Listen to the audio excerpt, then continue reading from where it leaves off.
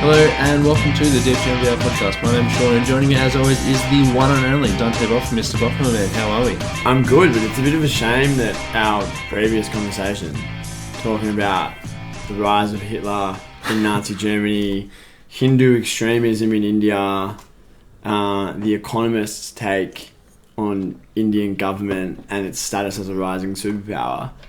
A shame that we couldn't get that on the microphone. Couldn't get that on the mix. Yeah, I mean, that's a completely different podcast, but I thought you were going to say it's a shame we couldn't just start our conversation we wanted to start, which is happy Rudy Gobert suspension Boxing Day for those who celebrate. Let's talk about that, says Rhett and Link. So, what the fuck, man? We're gonna, if you've clicked on this podcast, you've read the title. We're doing the over-unders, but just briefly, before we do the over-under reviews, Rudy Gobert throwing a punch and immediately taking steps backwards. I really like Charles Barkley's take where he said, "Look, I wish I could do Lucas's voice. We're thinking of you, Lukey. Look at me, look, I'm Rudy Gobert." And then he throws a punch and walks straight away. What were your thoughts on the whole the punch? My thoughts immediately was that teammates punching each other at the end of the season doesn't just happen out of the blue because they were a bit upset in a must-win game with postseason seeding on the line. This must have been bubbling away, and this was finally the high-stress situation in which the powder keg ignited. No way that you're punching your own teammate in the face on the sideline of an NBA game if there hasn't been like a bit of discontent growing. And then my second thought was, what a fucking disaster. Yeah, for the whole trade. Whole situation. I love how heaps of outlets were just reposting their graphic of the Rudy Gobert trade where it's like, oh, remember Walker Kessler and every single future pick. And Tim Connolly, during the play-in game, Tim Connolly was on the screen a few times. And I'm like, oh, man, I feel bad for you. Like, fucked it. Yeah. You left a 2-time, possibly 3-time MVP and perennial top 4 seed for this. A perennial play-in seed. Yeah. Yeah. But I mean, like, it has to be the powder keg being ignited. Yeah, I mean, I think a little bit back to as soon as I saw the punch, I was like, fuck, Kyle Anderson, like, he can actually get people going despite being slow-mo on the court and looking a little bit slow-mo off the court. Like, he doesn't seem like a dude who's like very strung out. Yeah. But you've got that, and then I just think back to the D'Angelo Russell situation where halfway through the season, right after he got traded, he was like, I fucking hate Rudy Gobert, I've said all this stuff to him, and then like John Krasinski leaked all like the names he would call Rudy Gobert, and it was like, oh, okay, Rudy Gobert won this power struggle. You know, how much of a power struggle was it? This dude's on a max. D'Angelo Russell's like just an average point guard. On an expiring. But I just think like, yeah, this is multiple teammates who just can't get along with him. And then I thought, what makes Mike Conley the dude who gets along with him so well? He seems to be like the antidote. Is he? Or do we just not know about that from the Utah days because his relationship with Donnie Mitch was so contentious at times? I forgot about that, yeah. Yeah, well, yeah. I mean, not only like not getting along with the role players, like a Kyle Anderson scenario, but Donnie Mitchell's just co-star, you know. What was his relationship like with Kat? As Kat is kind of like, I was stroking it, playing really well last season. All NBA, and now this guy's come in and like cramp my style. I wonder what their relationship is like. I mean, and also something that Marco pointed out in the group chat when we first woke up and saw the punch. Well, not woke up, sorry, it was during the day, but he goes, just look at Taurean Prince. Like, the second Rudy Gobert throws something, Taurean Prince is like, nah, get fucked. Yeah, and also Kyle Anderson, like, fucking walks towards him. Yeah. And then when it becomes clear that Gobert's being pulled away, / walking backwards, Kyle Anderson's like, I'm not going to go and assault my teammate further on the sideline. But, oy vey.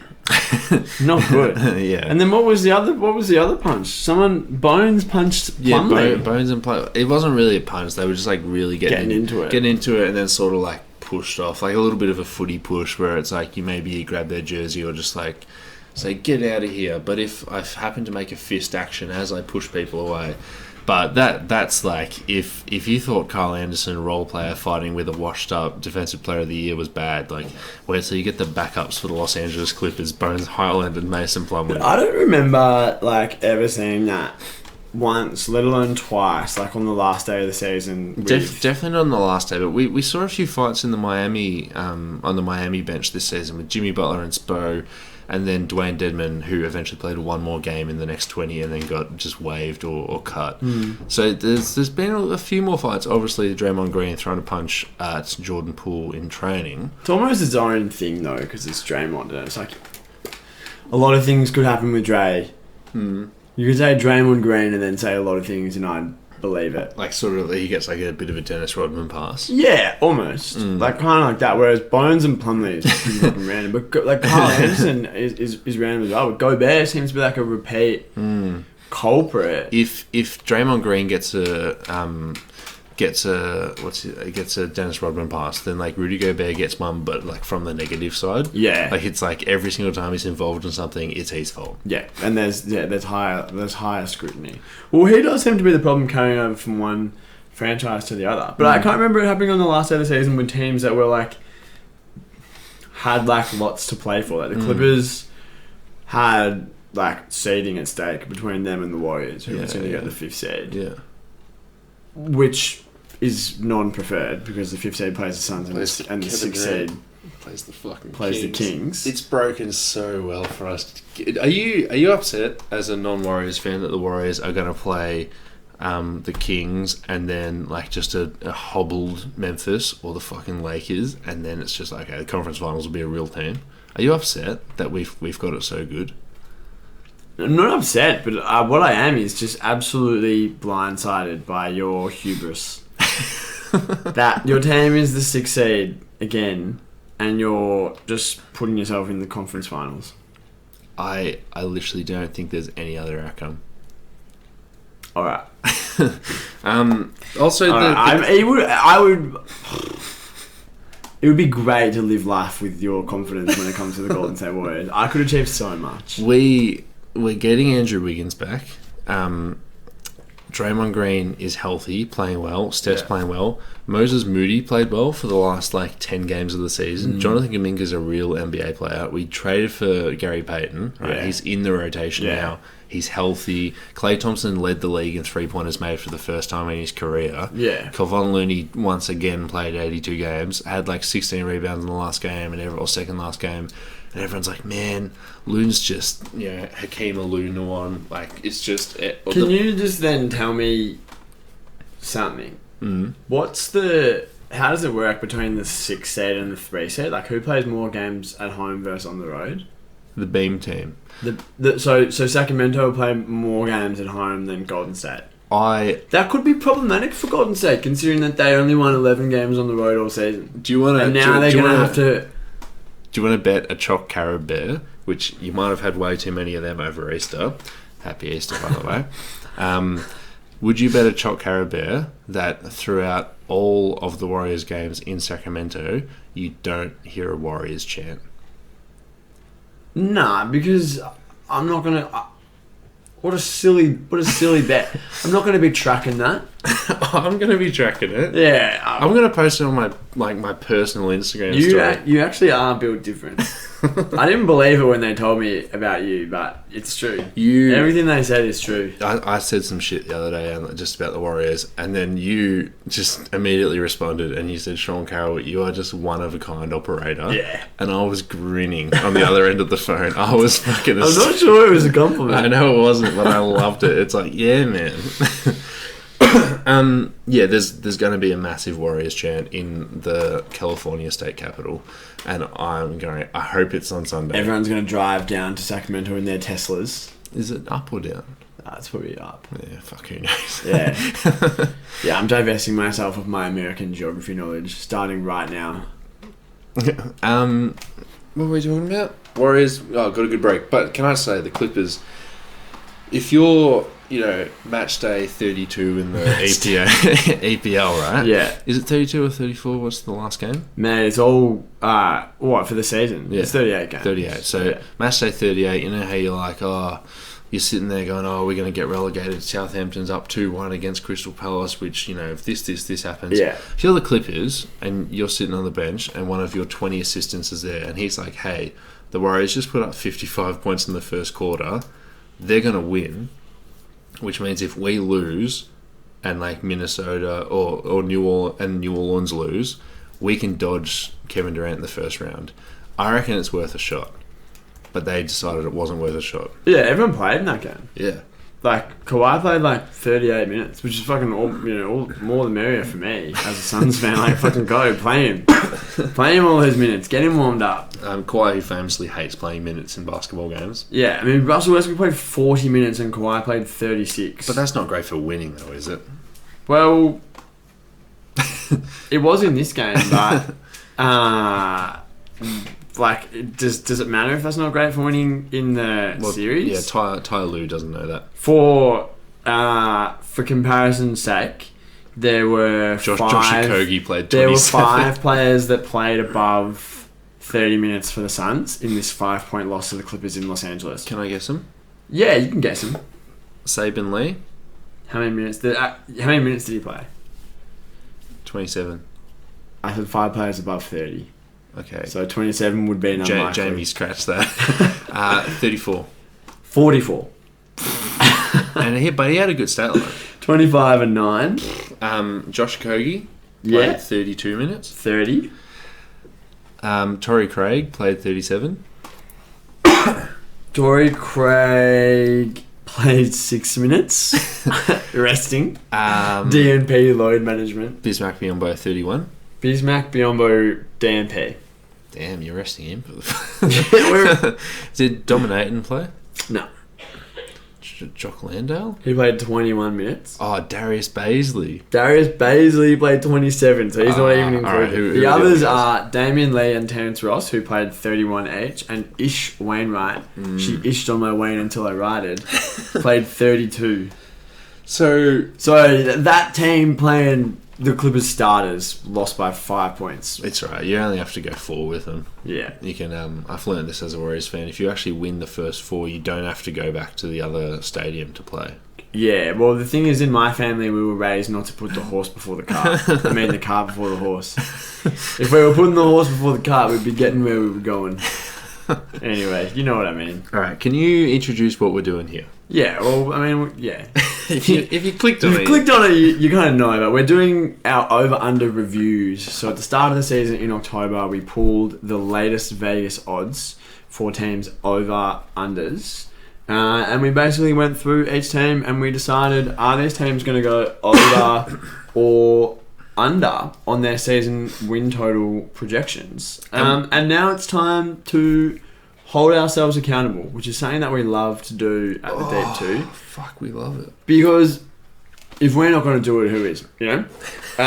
And the fun wrinkle with this that we always get a kick out of, but especially this year, is that we tally this up and we keep score. What's the historical score for over-unders? Well, I don't think I've won a single one. So it'd be 3-1. I mean, 3-0. Yeah, 3-0. 3-0. In the match day 38 vein, it'll be 3-0. Like, we're going into my home leg, and I've got to win by 4 goals to progress to the next round. It's going to be. Speaking of, did you see bloody Chelsea Football Club this morning? Did you lose? What a bloody joke! Yeah, it was 2-0 to Madrid. Should have. Chilwell red card. You were looking for a manager. You should have got Roy Hodgson. If only we had fired Potter 1 week before and picked up Uncle Roy, who then, he's such a weirdo. Crystal Palace only scored 5 goals against Leeds the other day. He is a weirdo. Did you see the photo of him? There's a bit of Premier League chat. Talk amongst yourselves. John and I can talk about the Premier League.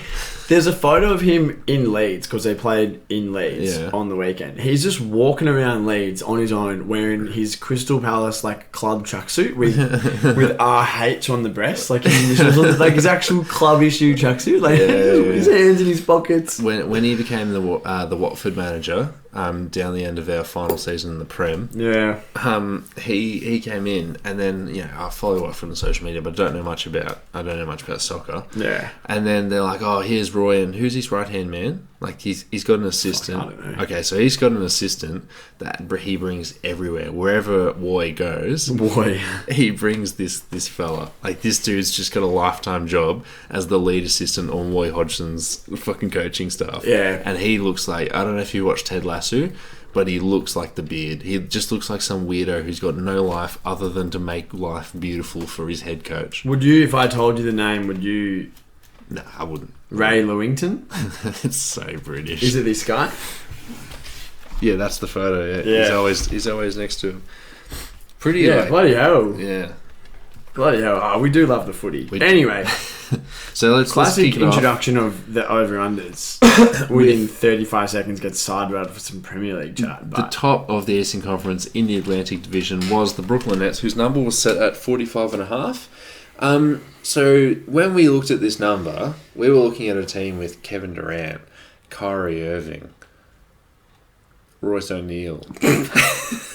Still has Royce O'Neal.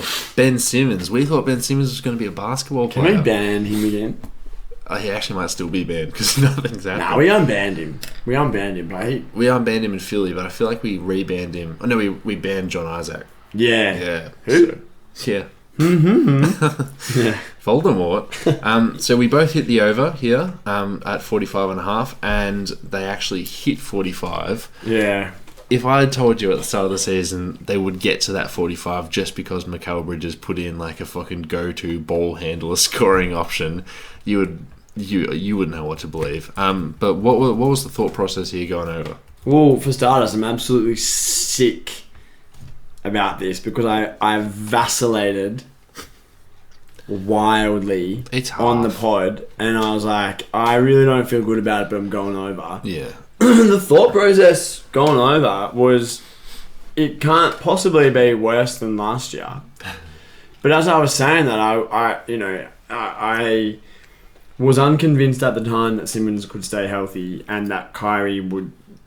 I was unconvinced that it couldn't be worse than it was with him the season before when he literally didn't play and when he sat out and James Harden requested a trade. And somehow it was.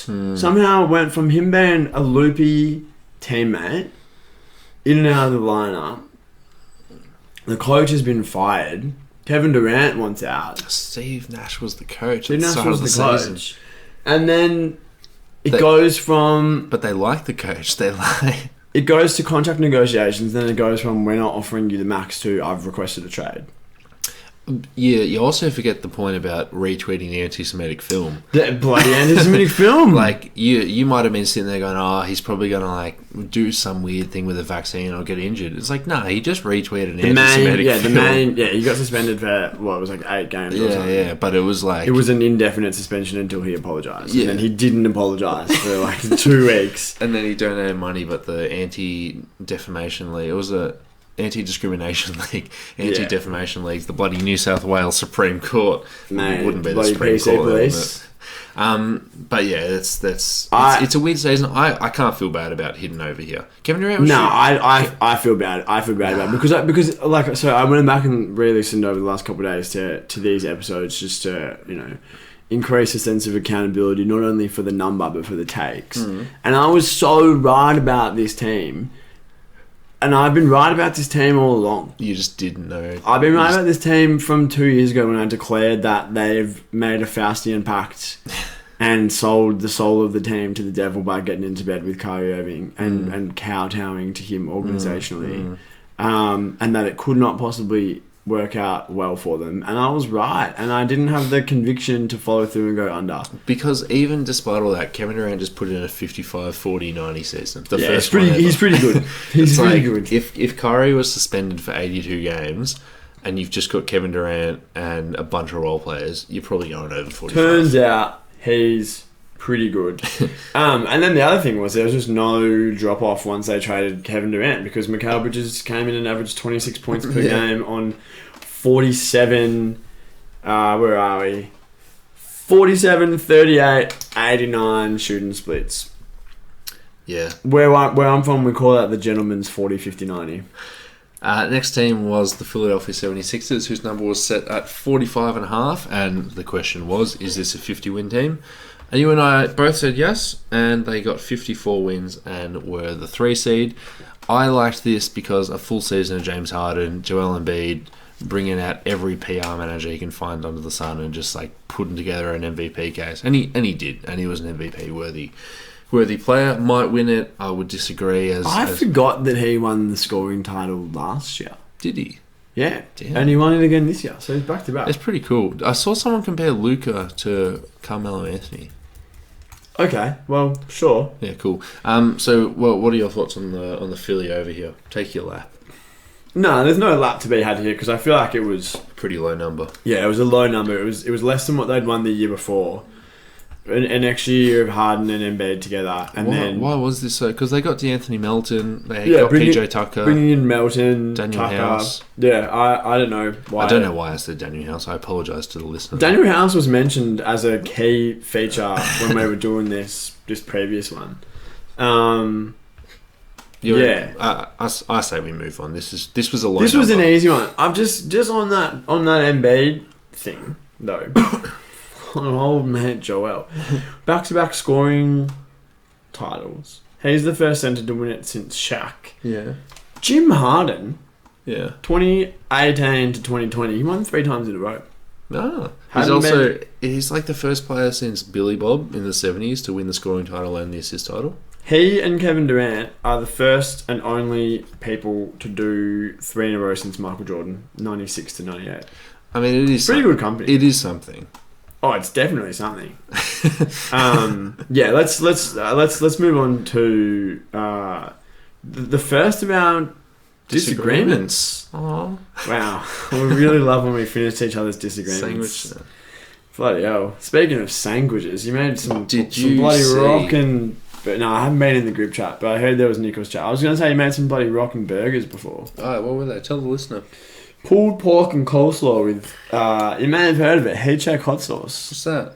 It's a bloody hot sauce presented in collaboration with 2 basketball podcasts, if you can believe that. What are the odds? That's the sando I ate today. What kind of meat is that? Never a Pork. good sign if you can't tell what the meat is. Pork.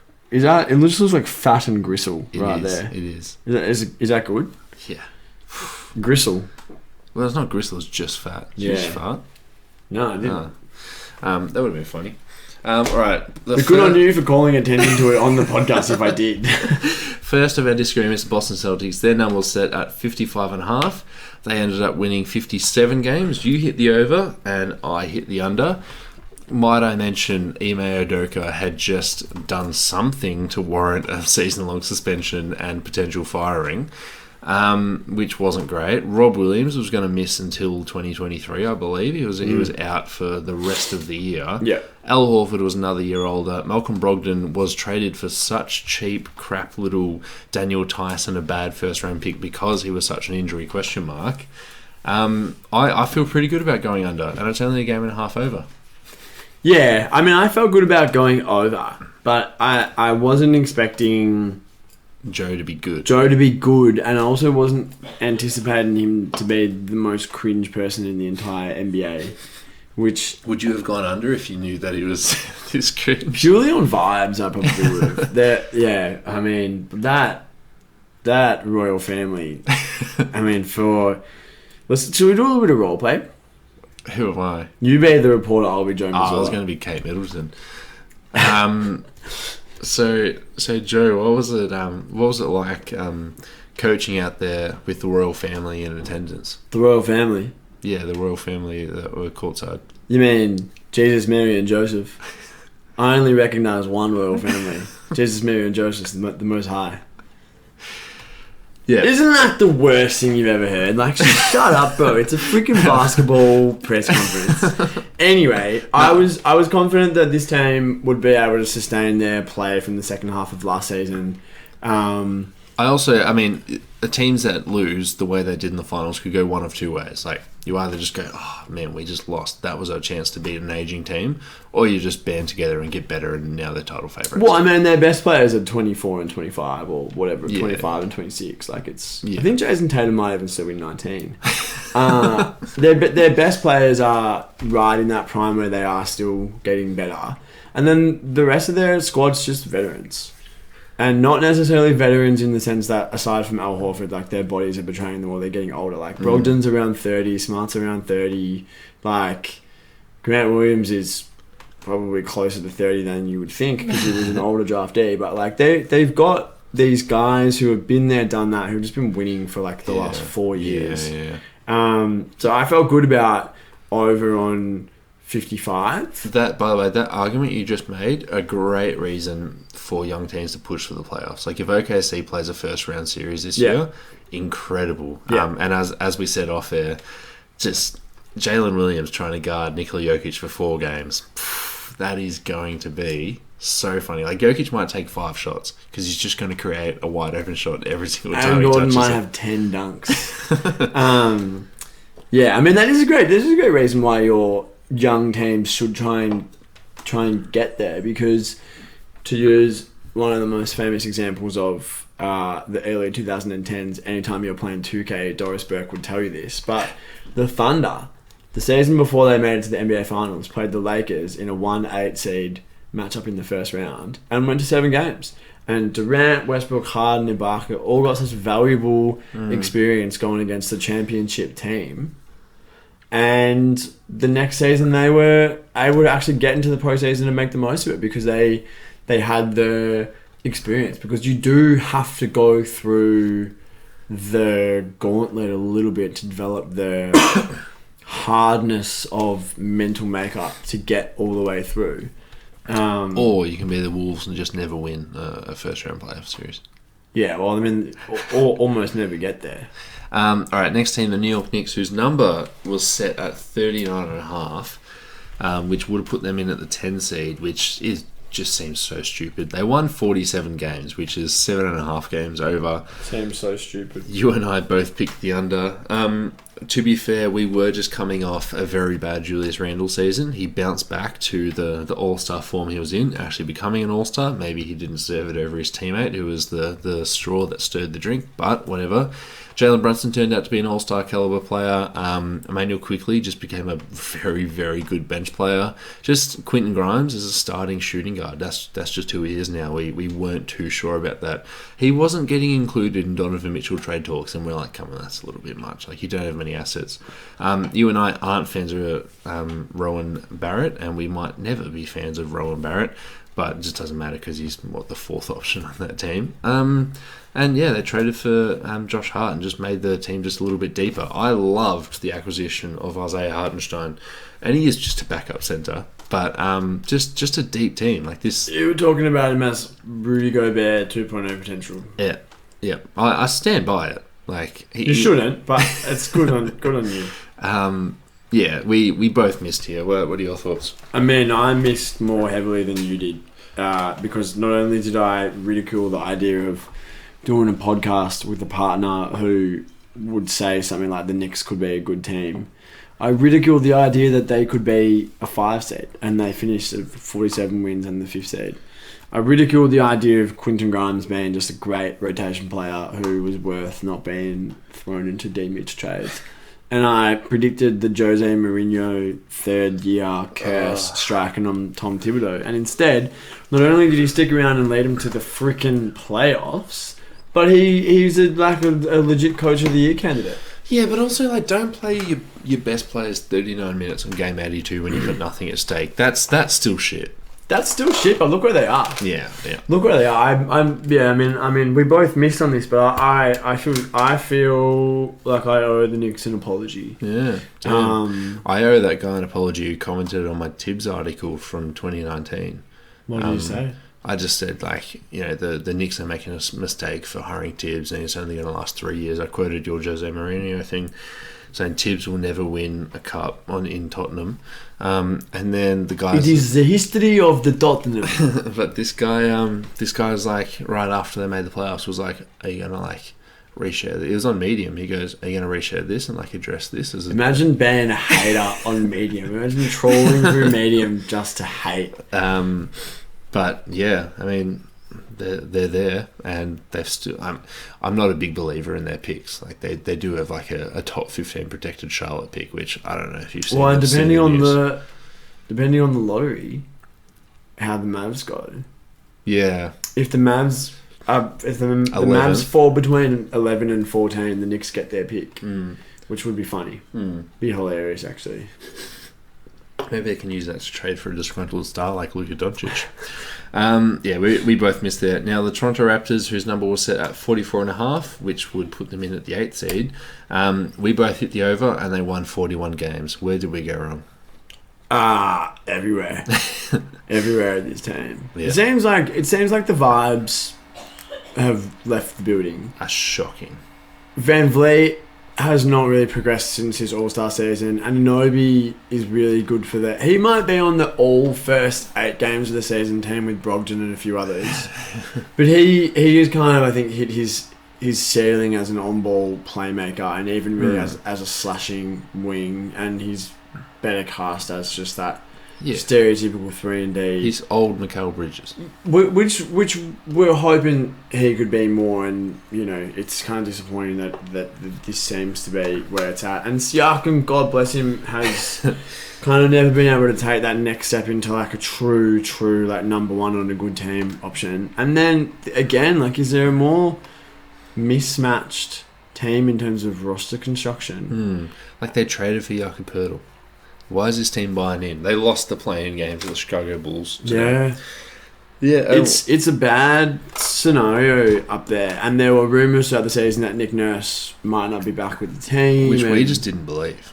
Well, I don't. It's interesting how perspective changes things, because when they were winning, obviously they had Kawhi Leonard, future Hall of Famer, which helps, but throwing out the box and one, throwing out all these funky defenses, like pressing.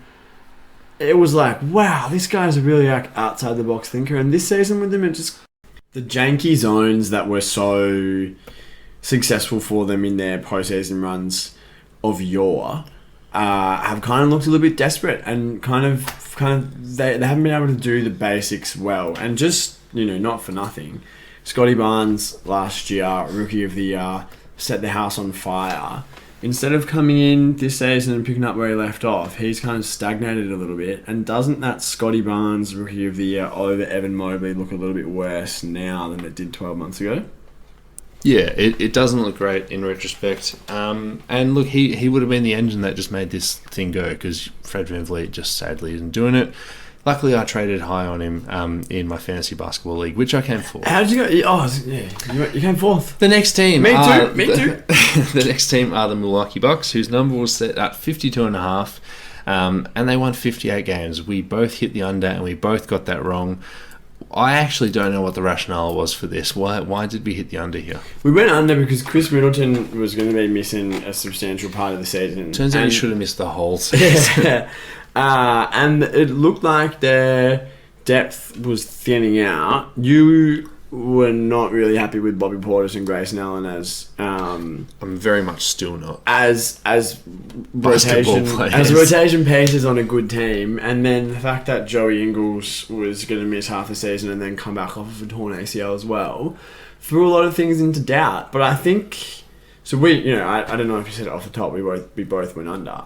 We were maybe just thinking regression season, that they've been elite, like 60 win territory for 3 straight seasons. They can't possibly do it again, but they've got a bit of Spurs about them, where they just beat the teams they should beat. Like, they're just not really losing. Yeah. They've got arguably the best player in the world. They're not really losing those easy games. If they should win, they do win, and if they're losing, it's because they're going up against another really great team. They obviously, going into the postseason, they obviously have weaknesses that can be exploited a little bit, but in the regular season they're just so strong at a lot of things that help you just pick up wins. Like, if Brook Lopez just puts his hand up and Giannis is in the area, they're probably missing that shot.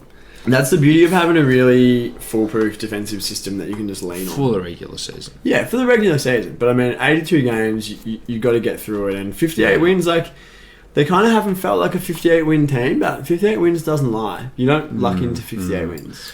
The next team was the Indiana Pacers, whose number was set at 24.5, which would have put them last in the Eastern Conference. You went under, and I, as my best bet, went over. The one year that you don't hit the Indiana Pacers over, I do, and I get it by over 10 wins. This has got Sexton Garland written all over it. I liked Tyrese Halliburton, and I like Miles Turner still. And Benny Math could at least put the ball in the basket. It might not have been too efficient, but they just were a good team when at full strength. Good enough to sniff the play-in, but smart enough to lock it down and just say, no, we want the 9th pick, we want the 12th pick, as opposed to just doing what you said they should have done and you thought that they were going to do, which is just actually tank and be a bad basketball team because there's a French kid in the draft. Yeah, I've heard about him. He's supposed to be pretty good. Yeah. Well, I just thought that Turner would be gone and Hield. And he got extended. Yeah. Hield would be gone and that some of the assets left on this roster would kind of be salvaged, I guess. And I didn't think that Halliburton was going to be this good. Until I was watching it with my own eyes and it became apparent that he is this good and he will be this good for a while. I kind of wasn't really that high on him. As a lead, as a best player on a good team type of player. But it kind of seems like he can be that. I mean, his production was real. Just get rid of a couple of Terry Taylors and all of a sudden if the rotation's his full... production was real and he wasn't playing with another player that could even sniff top 40 player in the league, You're talking about the whole roster? Yeah. So Miles Turner's not... a top 40 player in the league. Is he not a top 10 centre? Yeah, what does that mean in terms of being a top 40 player? Yeah, I guess he's not. Damn. Well, I mean... No, when you put it like that, and he is the second best player. You're not a fan of Andrew Nembhard? Best bet. I just love the fact that you always go Indy over. You pick Indy for all your awards. And I'm like, Dante's just doing his own little thing. This is the difference between you and I. Because whereas I want to see you succeed, and I mourn your failures and I celebrate your successes, you will take any possible advantage to cast me down into the dirt. Yeah. And that's just the thing, because I just can't wait to meet your team in the conference finals, but your team just can't make the conference finals. This is the year. This is the year where it's working. It's working out to see you there. For those playing along at home, the score for over-unders right now is 2-2. We're tied at two hits apiece. Slow start. We're going on a win streak. The next number is the Chicago Bulls, which was set at 43.5, and they won 40. We both hit the under. We both get a point. Chicago had the season from hell. Lonzo Ball didn't touch the basketball court. Everyone just seemed to have a bad year for who they were. Zach LaVine had microscopic knee surgery and came back looking like he just had knee surgery. And they were only 3.5 wins off this number. They were the 10 seed. They won today against the Toronto Raptors in the 9-10 play-in battle. I tell you what game I'm not going to be watching: Miami versus Chicago in the play-in. But yeah, this actually was a little bit too close for comfort, but we both got the win. What do you think? Sorry, I was too busy looking up DeMar's stats. What do you reckon his, to the decimal point, what do you reckon his career scoring average was in 675 games with the Raptors? 9 seasons. 23.4. Probably Probably something in that vicinity. 19.7. Yeah. What the fuck? That's kind of crazy. Sorry. Completely stopped paying attention because I was looking at that. What'd you say? That's what happens when the Bulls are on telly. Yeah. Lonzo didn't play. Levine was hurt. Caruso's been bad all Caruso's been bad. Ayo What's going Johnson on with Vooch? Yeah. Well, What's going on with Pat Will? What about Pat Bev? Mate. The less I know, the better. I'm pretty sure that's a... Is that a Tame Impala song? Or? Yeah, it is. Yeah, I was listening to Tame Impala the other day. You're a big Kroangabin? Yeah. Is that it? After this, I'll show you my room. I got some new posters. You really like them. You got a Kroangabin poster? I've got 3. Bloody hell. I love Kroangabin. The 3-peat. I'm happy to move on from the Bulls. It's just a bit of a depressing team and a depressing situation. Yeah. And they don't control their pick this year. And if they make the playoffs, well, at least it's not in the lottery if they make the Well, playoffs. we'll just say that this team building method that they've gone with on paper seems to be like the sort of thing that can get you to 47, 48 wins, which is enough to guarantee in the East every season you're going to be a top 6 seed. Absolutely lock that in. Yet somehow they've again underperformed their what seems to be their ceiling. Yeah. And last season was really, really good for the first half of the season, and then it was kind of a bit of a stutter towards the end of the season. And this season, they just continued that. Like, this is a depressing team because the way that they've chosen to build under Big Artie, Arturas kind of service, is designed to kind of give them a ceiling of being like a first round exit team.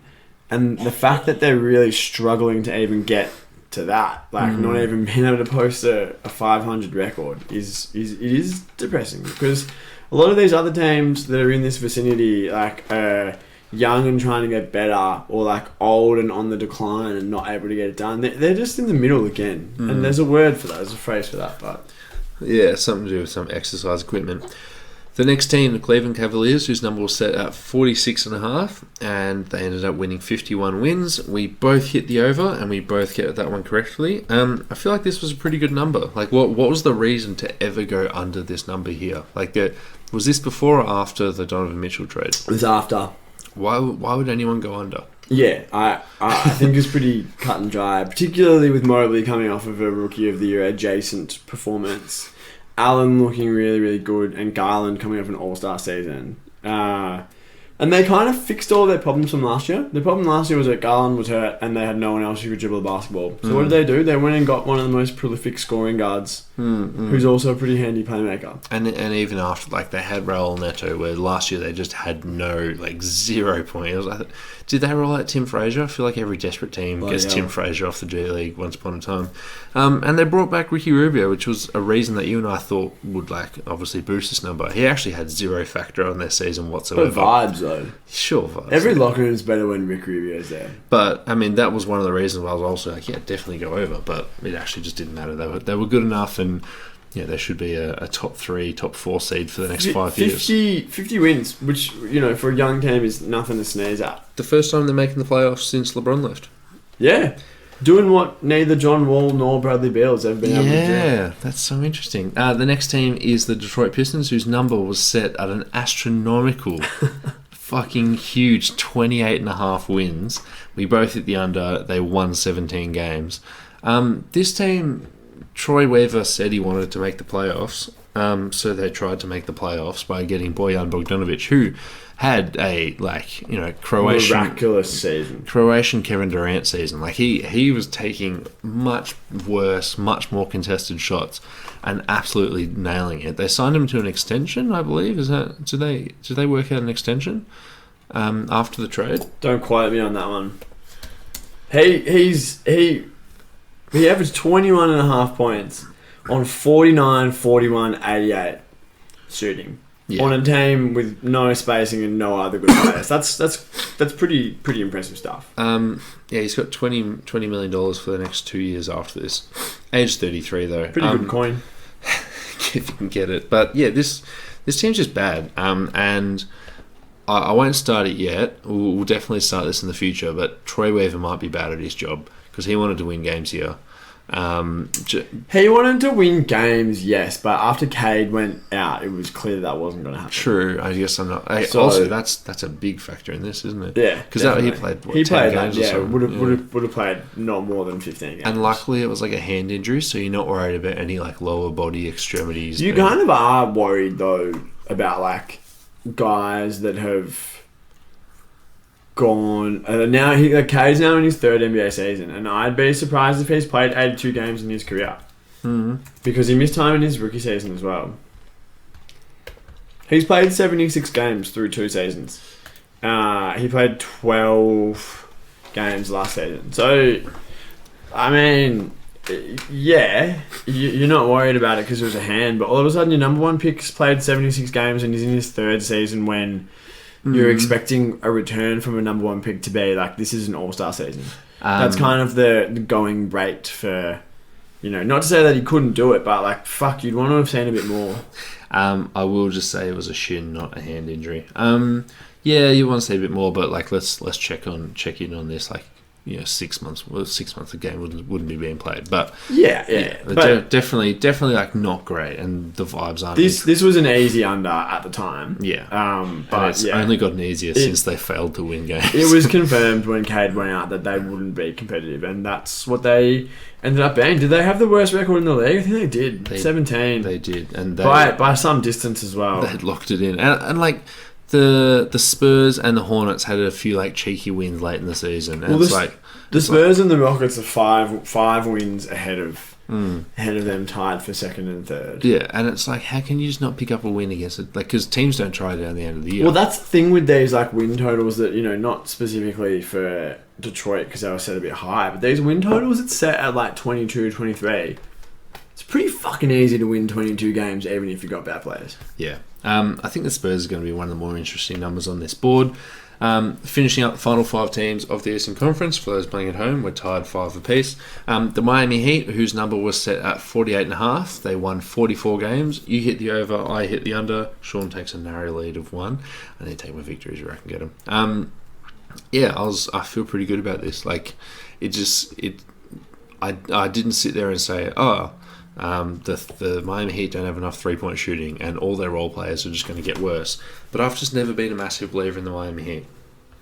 Yeah, well, you should have fucking told me that when we were talking about this because I don't know what I was smoking. But I had really a bit of Don Yang. I talked myself into it. I talked myself into this could be a 50-win team with Butler, a bit of a resurgent Bam, some strength in the role players. Kyle Lowry's going to be a player back to his best.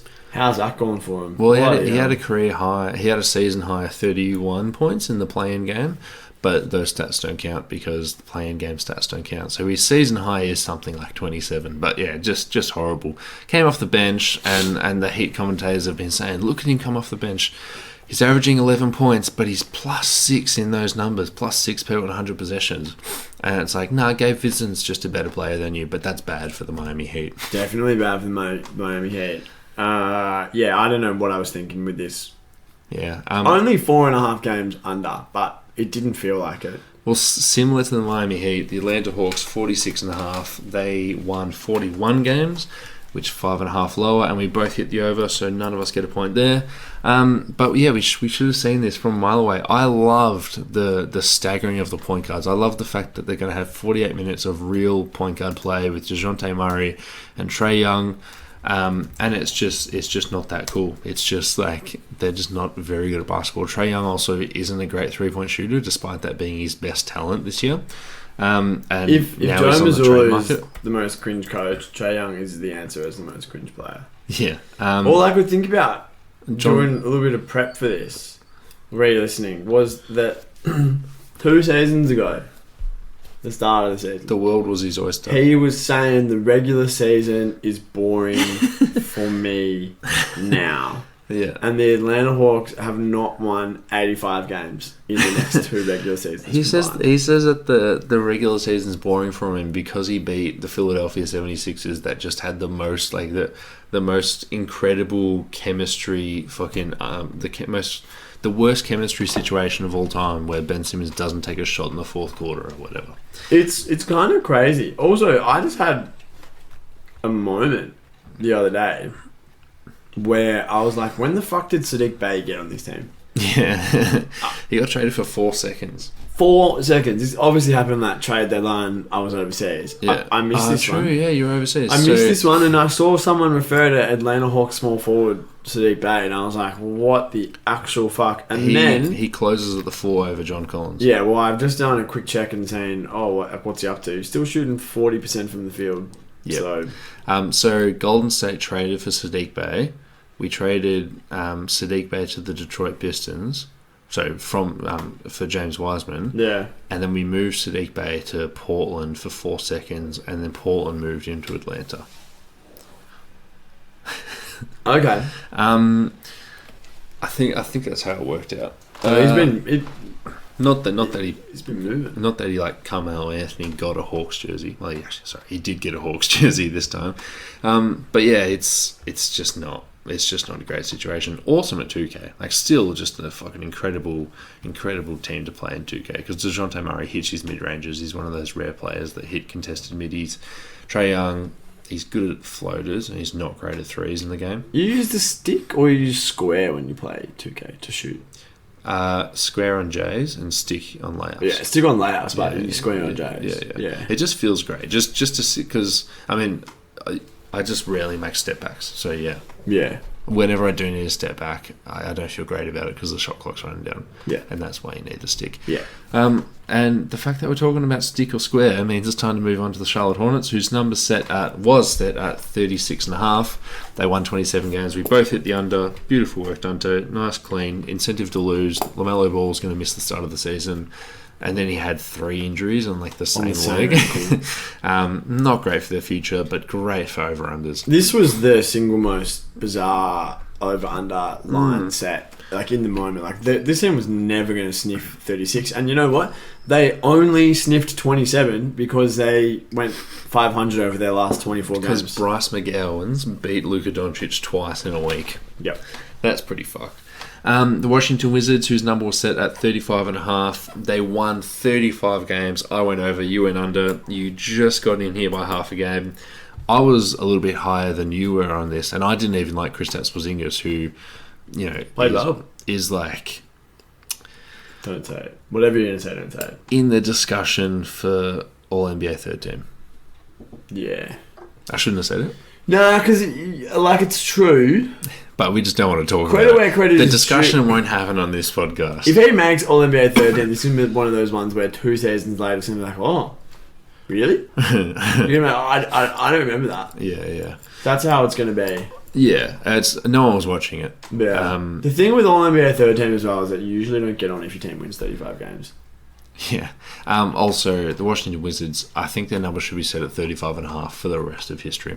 The Orlando Magic, whose number was set at 25.5, ended up winning 34 games. They had the 10th best regular season record after the All-Star break. We both hit the under, and they obviously went over by 10. I'm not going to put a point down. Yeah, it's just they did well, didn't they? They did well enough. Banchero was good. They've got lots of good point guards.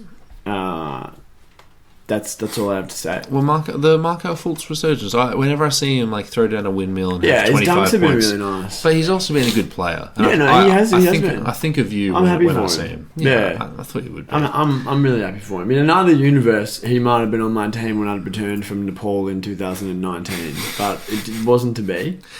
Alright, so to wrap up the Eastern Conference, we're both sitting at 7 and 8 on the record. Do you want to take a break or just move forwards with the Western Conference? Let's take a bloody break, I reckon. Alright, let's take a break. Peace out. And no, I'm not talking about your bloody commentary. Did you pause that thing? That old thing? No, I didn't. Bob Myers' work friend's son, Adelaide. And we are back for the second half of our over-unders doing the Western Conference. We'll kick it off with the Pacific Division, which was incorrectly spelt as Pacific. I'm just saying that. Pacific. The Phoenix Suns, whose number was set at 52.5, won 45 games. I hit the over. So I hit the push. You hit the over. You hit the push. How does that work if it's set at a half number? The 2-number push. The 2-number push. Didn't we outlaw that? No. I thought the 2-number push was outlawed after the infamous Knicks. I find it so funny. And I got that, didn't I? So it was a good push. Illegal, but yeah. A 2-number push. The doping scandal of the over-unders game. Yeah, Devin Booker missed a lot of time. Yeah. That's it, isn't it? And Kevin Durant missed a lot of time. Booker missed 29 games. Paul missed 23 games. Bismack Biyombo didn't miss enough. Kevin Durant played 7 games. And you won them all. Yeah, it did. I heard about that. And we traded Mikal Bridges away for 25 games. Yeah, and all of our wing depth and other things. Aiden seemed to miss time, I guess. Aiden played, I think, about 70 games. We also did go for like a fully healthy swoon before Booker got injured. Like our kind of like a quarter of the way through the season, we started being really bad. And then Booker got hurt and we continued being bad until he came back. Yeah, he's just very good at basketball. The next team is the Los Angeles Clippers, whose number was set at 52.5. They ended up winning 44. And you hit the over, I hit the over. We both don't get a point. But did we not know that Kawhi Leonard doesn't like playing back-to-backs? Like, the Clippers are going to be an under for the rest of the time, I think, because of the fact that, like, are these blokes ever going to play? Yeah. That's it. Like, you can have as many Norm Powells and Eric Gordons as you want. It doesn't matter. It doesn't matter if your two apex wings are missing 50 games between them. You're not, which is actually less than what they end up missing. Yeah, you're not. You're not. We were talking about them as a lock for a 4 seed. Yeah, and they've ended up being a 5 seed. But they've been, in any other season, in any other season, though, like 45 wins is making you like a playing team. Yeah, especially in the West. Golden State Warriors number was set at 51.5. They ended up winning 44. Sucks to be you. We both hit the over and we both missed that one. Can you imagine if the Kings beat the Warriors in the first round? I actually can't imagine. That's not an outcome. Scenes. That's not an outcome in my head. That would be scenes. That's not. How the fuck would that happen? But do you actually want to bet a Chalk Carrot Bar? Why are you just doing gambling? I thought we had a stance on that. I just know that Can't we have a conversation among friends about this instead of putting a bloody bet on? Okay, I'll rephrase it. How cool do you reckon it's going to be when the Warriors start chanting Warriors in the Golden One Centre? What is this, bloody Collingwood? I don't get that. You don't get that. That's Collingwood fans will when they're about to win, when they're playing really well in the fourth quarter, will be like Collingwood. Oh, that sucks. Which is exactly the same tenor and tone that you just went with. Yeah, right. Well, anyway. I'm not a fan of the drawn out chant. I much rather love a snappy chant. Maybe we clap in between like Warriors, Warriors. You know where we got it from though? The from movie. Collingwood. No, the movie. What movie? The Warriors. What the fuck's the Warriors? Are you being Daft Punk? The Warriors as a movie, 1979 film. And I was not even born. It's a cult classic. I've not even heard of any of the actors. Watch this. Yeah, just because they're not real people. Box office 22.5 million. That's pretty good. I've never seen it, but I've seen this scene a lot. Okay. Are you about to play the scene or? Yeah, I'm watching an ad right now. I thought I'd pause it. Bloody hell. Oh, right. Stars Dorsey Wright as Cleon. Watch this.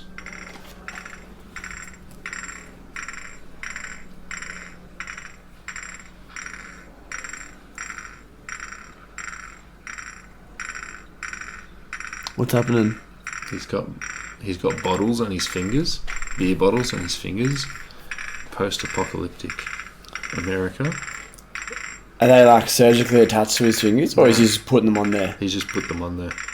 This is a bit of a strange scene.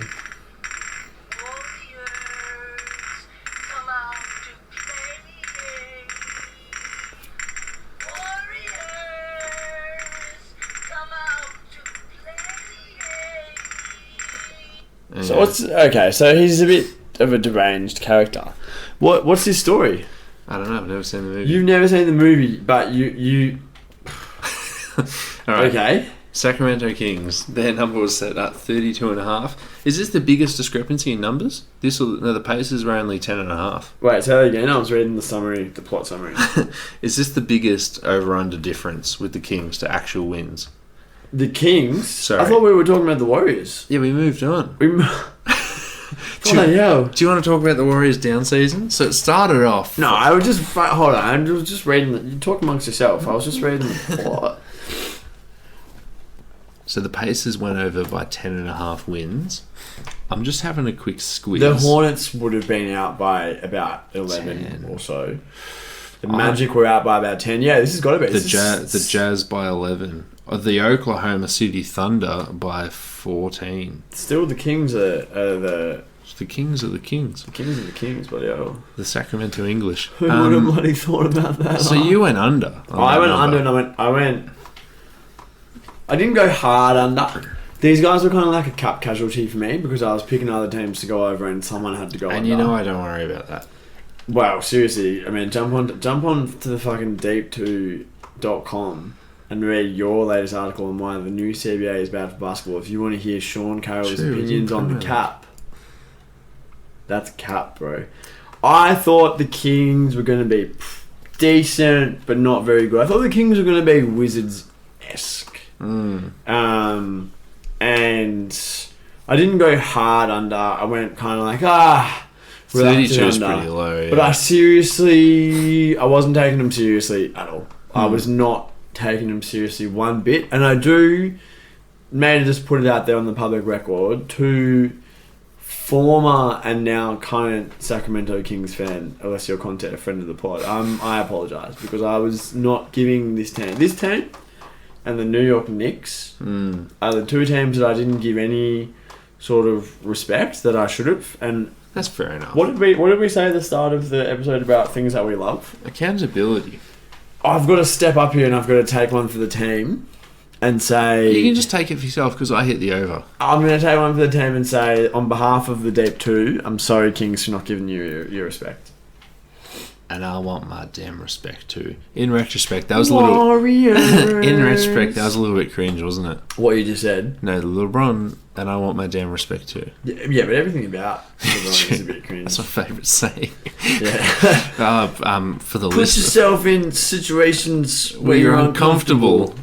Why is Marcus Rashford American? Yeah, I don't know. I had a coach that said, put yourself in situations where you're uncomfortable.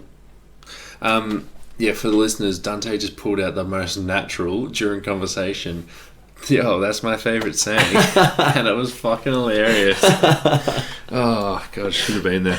Alright, so Kings over, you went under, I get the point. Next is Los Angeles Lakers, LeBron James' team, whose number was set at 45.5. They employed Russell Westbrook. They won 43 games.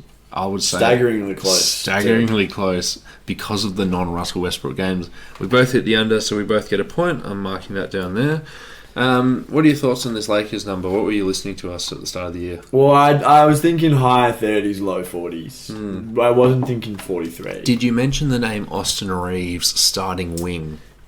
You know what? The name Austin Reeves was mentioned in the context of, and I'm going to do an imitation of how that conversation went. Something like this. Do you want me to be the print Duchess of Cambridge? This is a one-man show, unfortunately. Kate, Pippa, you can tell us. What's Pippa Middleton up to these days? I don't know. Google that as well. Sorry, I only Pippa Middleton, English socialite. I only know the real Pippa Middleton. You know she's 39. Virgin Mary. Never met. Nah, Mary Magdalene would be the real Pippa Middleton. Fun fact: Mary Magdalene, in contemporary and historical Catholic mythology, this is why people listen. She has been portrayed as variously a prostitute and just a prostitute, or used as like a morality lesson for she was just a prostitute, but Jesus was still associated with her because he'd take even the lowest of the low and he would still, in the same way that he did the lepers, he would still engage with them, which obviously is not very sex worker positive. But interestingly enough, in the original kind of Christian pantheon and conception of these biblical figures, Mary Magdalene was actually one of Jesus's closest and greatest acolytes and confidants, and she was not portrayed in that way at all. She's actually portrayed as something of like a saintly, like a goddess mother kind of figure. And because she was a woman, in the early part of the Renaissance, there was a masculinization of Christian theology, and they decided that Jesus' closest confidant couldn't have been a woman, and therefore they engaged in the process of discrediting her, which, in their eyes, the best way to discredit her as a serious theological force was to say that she was a prostitute, and that started being taught in the seminaries and at the schools and stuff. So she wasn't. 2,000 years ago, the name Mary Magdalene would have been uttered with absolute reverence amongst early Christians. And I went to Catholic school for 13 years, and we're learning about her as some sort of morality lesson for Jesus, that he still is so humble, and even though he's the Son of God, he'll still associate with a sex worker because he wants to look out for even the least fortunate in our society. And it's like, bloody hell, these religious men have got a bit to answer for. And then she ended up being the first woman to circumnavigate the Earth in a plane. Yeah, Mary Magellan. Okay, Pippa Middleton. She's married James Matthews, who's a hedge fund manager and a former professional racing driver. Their third child was named Rose and born in June 2022. We were talking about a team. We're talking about the Lakers. The Lakers, then we both hit the under. Austin Reeves. Austin Reeves. Yeah, so the conversation with Austin Reeves went something like this. You said, who's their starting three? And we were like, oh, LeBron I don't James. know. Oh, what about that shooter that they drafted in the second round, that white guy? And then you were like, Max Christie. oh, Reeves, Austin Reeves. And then it was like, yeah. And here you go, he's going to be a $20 million player. Congratulations to the kid. Yeah, he didn't get the start in the playing game. That's my he six. did. That's my six, Moy. He did, because I thought they were going to give it to Troy Brown, which is quite confusing. It's quite concerning that you don't know your starting lineup entering the playoffs. Maybe they're trying to throw a curveball. No, they're not that smart.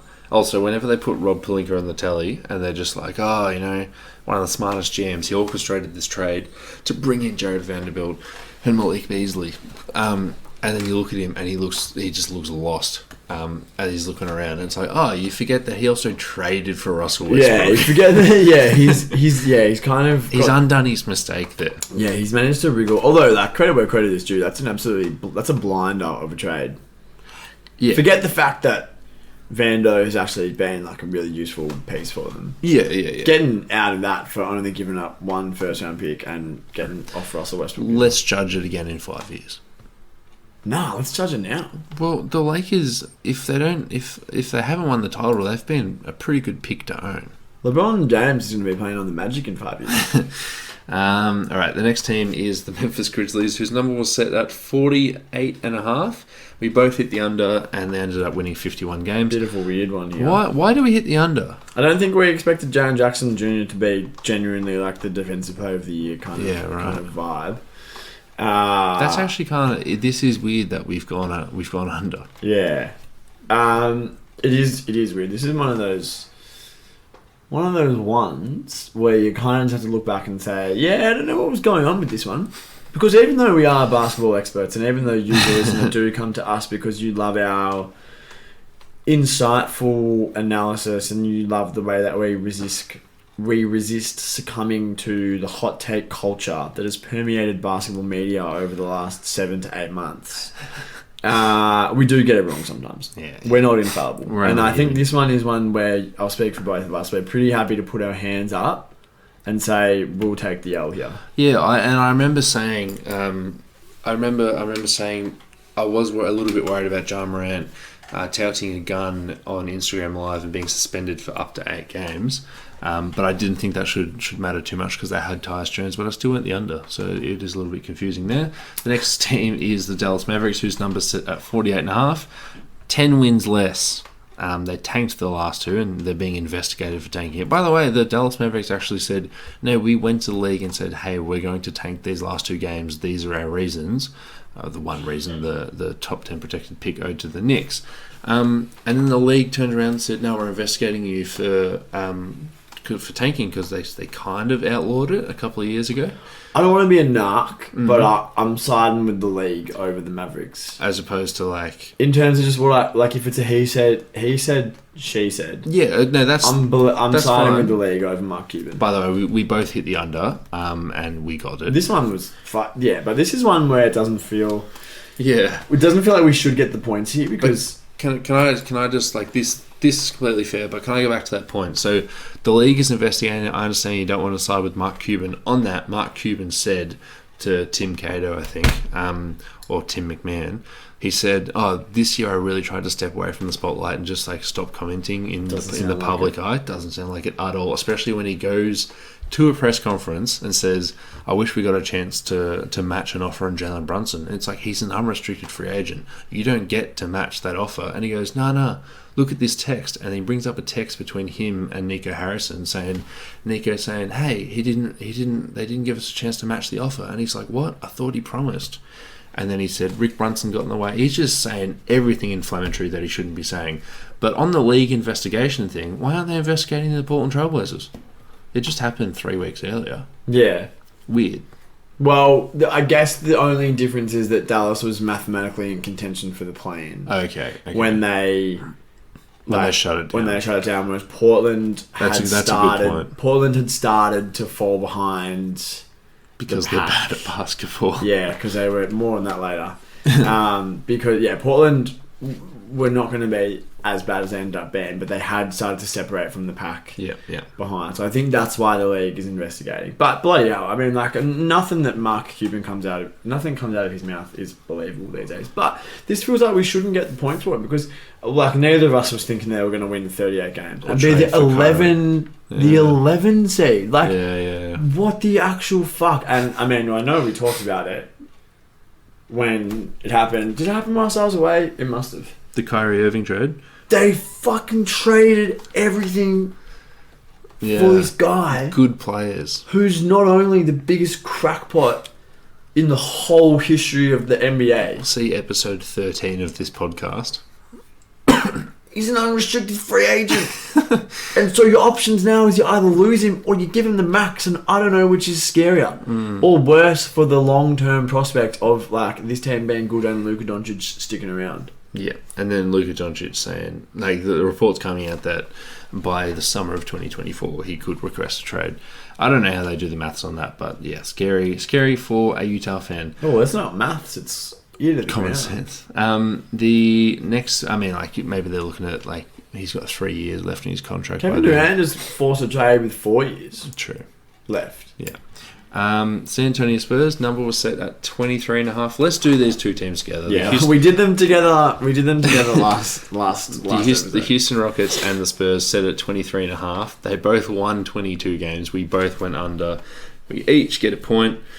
We get 2 points, don't we? Sorry, 2 points. Did you add mine? I did add yours. You're losing by 1. I hope you come back. Oh yeah.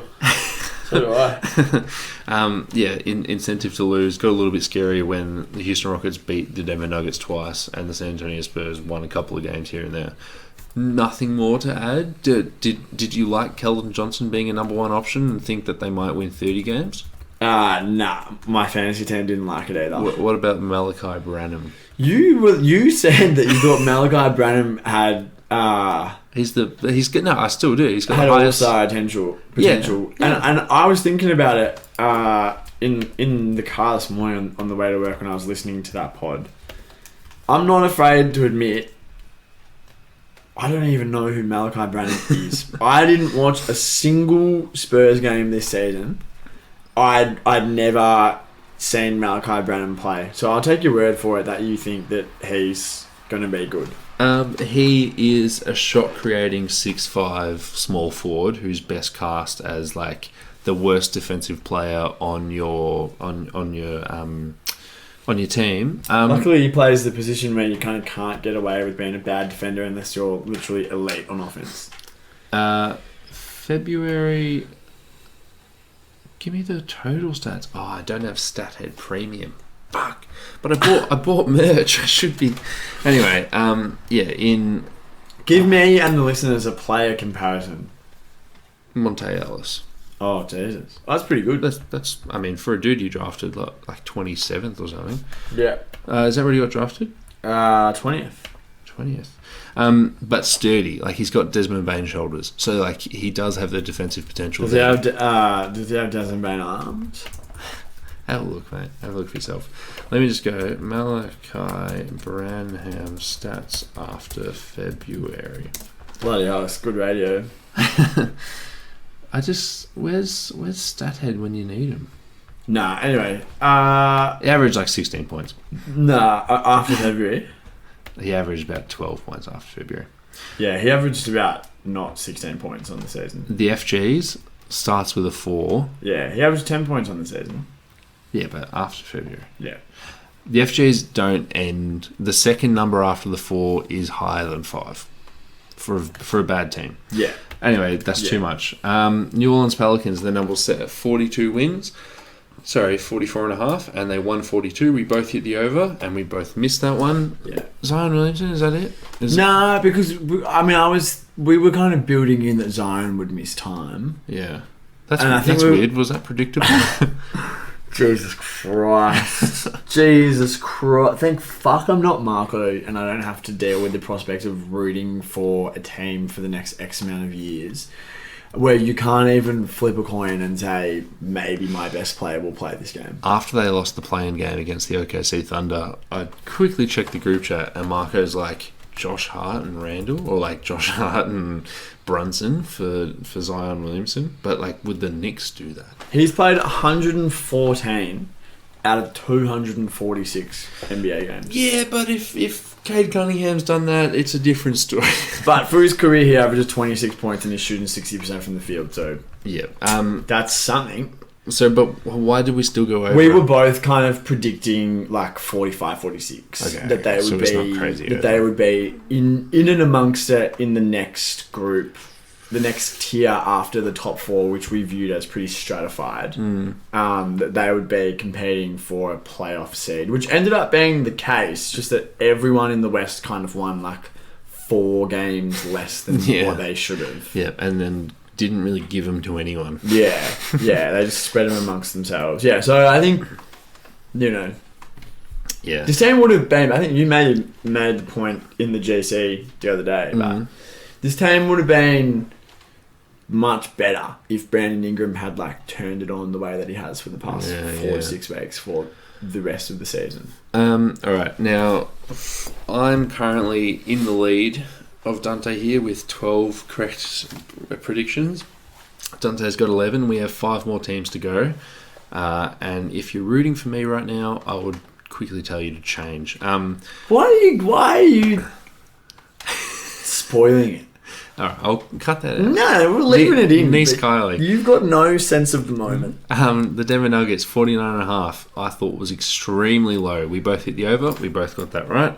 I don't know how you could ever pick the under on this. This like less than 50 wins, and let's say Jamal Murray and Michael Porter Jr. get season-ending injuries, they're probably still a 50 win team. Well, they won 48 with neither of those guys last season.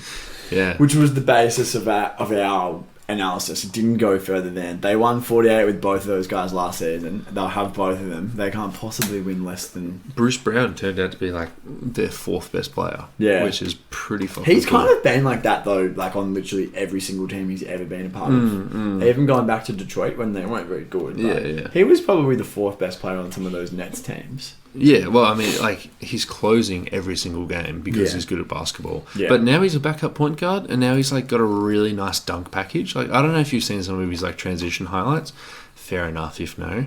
He's, like, cocking it back behind his head, doing, like, some early LeBron kind of dunks. It's really fucking cool, especially because someone like Jokic is just throwing it to him as he gets out.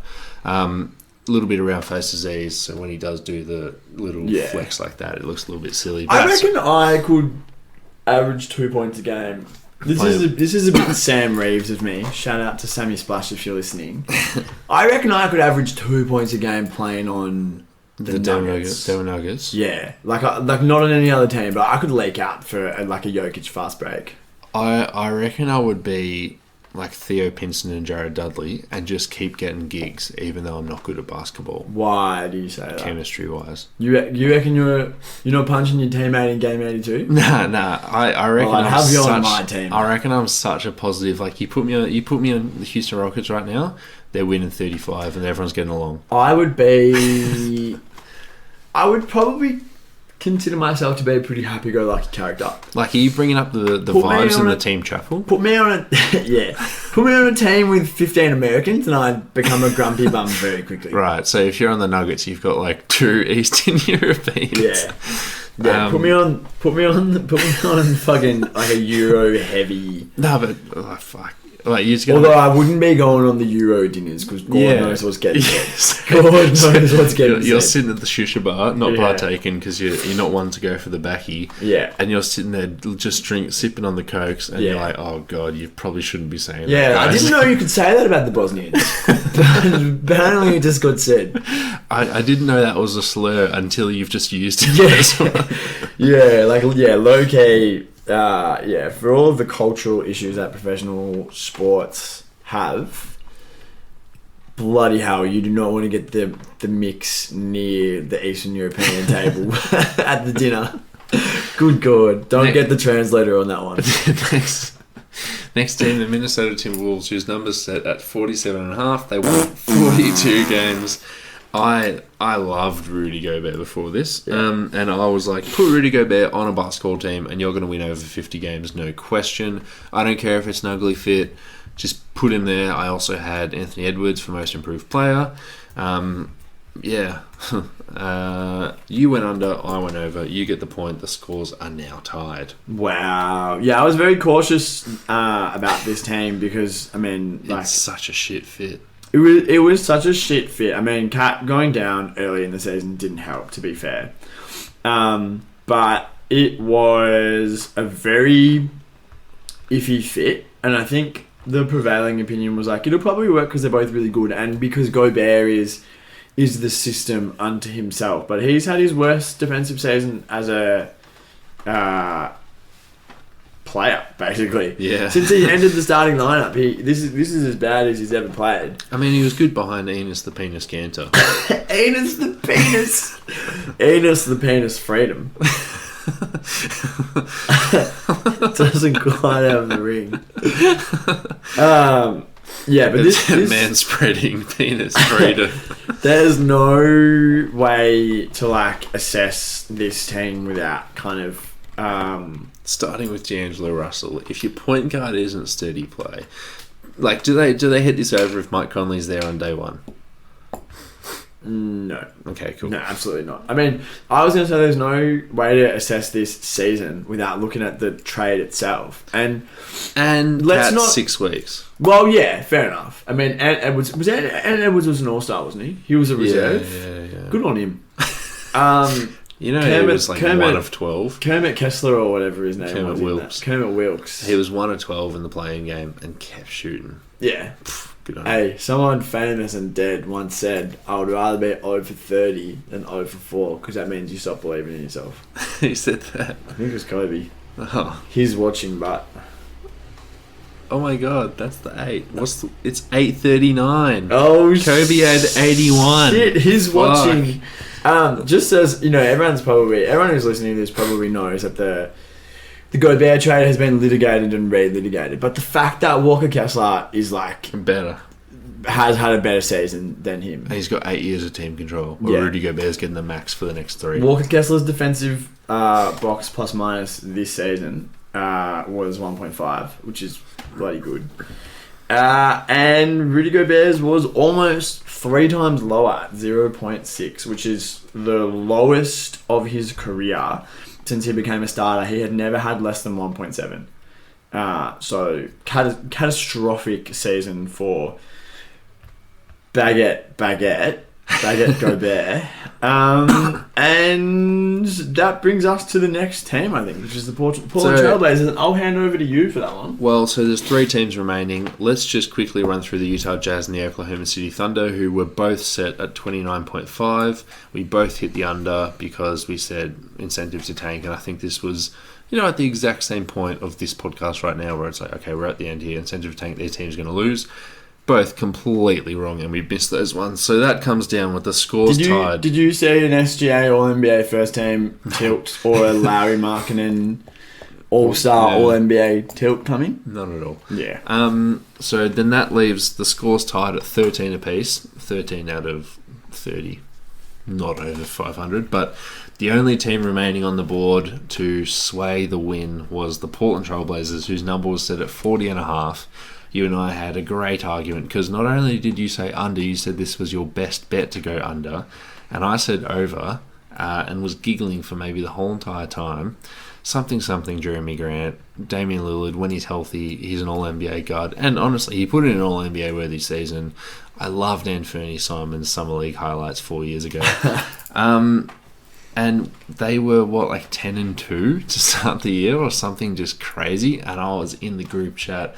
I messaged you. I said, Dante, should we do over-under mulligans where we each get to change one of our predictions? I wanted you to join the dark side with me and flip your best bet. But you didn't, and we didn't have that podcast anyway. And you, because of that, stuck to your guns, whether you would have or not on the mulligans. I'm not going back on my best bet, no matter what. And yeah, they lost a lot of games. They ended up tanking. 49 of them. And Damian Lillard had, calf tightness for the last 20 of those games? Yeah, muscle soreness. Jeremy Grant was wearing a silk scarf over his head while rapping or doing a backbeat to Damian Lillard on the plane, which is quite nice. But that doesn't translate to wins. No, it doesn't. And it should be said, although this team only finished with 33 games, they weren't that far back of the pack. There were maybe 29 wins, maybe they were 29 and 35 or something when they decided to pack it in. And they decided... Such a good decision to take. They decided we're a few games back of the 10 seed now. It's probably not going to get any better. We're just going to pack it up. So this team finished well below their 40... The 40 wins they would have needed to surpass their number, the 41. Mm-hmm. But they realistically were probably more like a 37-38 win team if they had kept pushing till the very end, like the Utah Jazz did. But they didn't, and they ended up being really shit. And yeah, this is, They've got the 5th best lottery odds. This was my best bet. And you got it right. And look at us. We both put best bets down that came off this season. And a Fujitsu. Alright, so you win this year's over-under with 14. I got 13. He's standing up for the non-Patreon listeners. So the running tally is 3-1, and people have come back from that record. I've never heard of that happening. Yeah, neither. I think it was in the 60s. But just before we close up, I've just got Tankathon open. The NBA Draft Lottery is 33 days, 13 hours, and 15 minutes away. I'm just going to sim a lottery. Set your bloody calendar. I'm just going to sim a lottery here just once, and then we'll just have a look at how it all breaks out. Jeez, I'm on the edge of my seat. So 3, 2, 1, sim. The Washington Wizards get the first overall pick. Then Charlotte, Orlando, Portland, Detroit. Detroit take the biggest fall you can from 1 to 5. San Antonio and Houston both slip in 4 spots as well. Dallas keep their pick, coming in at number 10. Yeah. Washington gets the French kid. That'd be pretty cool. And then they compare him with the Latvian kid. Washington with a 6.8% chance jump up all the way to number 1. Did someone say that the envelopes were frozen or something? Doesn't seem right to me. Yeah, that's who's freezing them for Washington. All right. Well, that's another edition of the yearly over-unders done. And, hopefully the listener has enjoyed this app, this bumper-sized app. We certainly do, because it's a bit of fun, and if there's 2 things that we love here at the Deep 2, it's accountability and a little bit of fun. Yeah. So being able to combine... That's my favourite saying. Being able to combine, man. When I saw that they were doing the over-unders pod, I said to my buddies, man, they're going to do something special this episode. Just watch. When I saw the NBA regular season finished, I said to my buddies, they're doing over-under reviews this time. So being able to combine 2 of the things that we love about podcasting and life, because we're both pretty fun guys, it's bloody great. It's been a pleasure. So Shawnee, over to you, and you can send us home if you like. Yeah, make sure to like, comment, subscribe, and Dante. Mate. The article. You wrote a bloody article about the CBA, yeah. and it's up on the deep2.com right now. Jump into your web browser, mobile, PC, or laptop. iPad, it'll work as well. As Ned Ryan says, it's the URL's just fucking right there. It's super simple. It is super simple. Is that what he said? Yeah, he said something funny like that. Yeah, we'll spruik it next week at the start of next week's ep. Well, it's up there now. So if you've listened all the way to the end of the pod, go to bed. No. Like, go onto the article right now, www.thedeep2.com, and read it. It's bloody great. Dante, speak to you next week.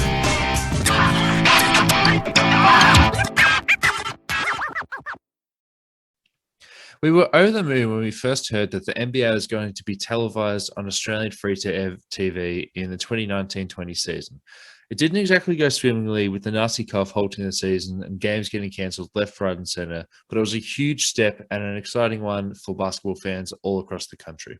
Better yet, it wasn't a commercial channel cashing in on some basketball nerds like us. It was SBS, one of our public broadcasters. Unfortunately, the NBA wasn't the only thing SBS was pushing last season. They also ran advertisements from Sportsbet, Ladbrokes, Bet365, BetEasy, and Neds, some of the biggest sports betting companies in Australia. In a one step forwards, two steps backwards move, SBS has dropped the ball here. As a public broadcaster, SBS plays a key role in providing relevant, culturally appropriate health information to local communities. The last thing SBS should be doing is offering a platform for gambling companies during the most financially unstable time in recent memory. This past year, men aged 18 to 24 made up 79% of new gambling account holders, with increased median spending and frequency of bets. This is the last thing we should be spending our money on given the financial uncertainty that comes with the pandemic. During COVID lockdowns, wagering companies spent more money on advertising and incentives to gamble, and it worked. SBS needs to hear from viewers that gambling ad revenue isn't worth the harm it causes. Call on the SBS chair, George Savitas, to put community health ahead of gambling revenue by signing the petition at www.endgamblingads.org.au/get gambling off SBS with hyphens in between.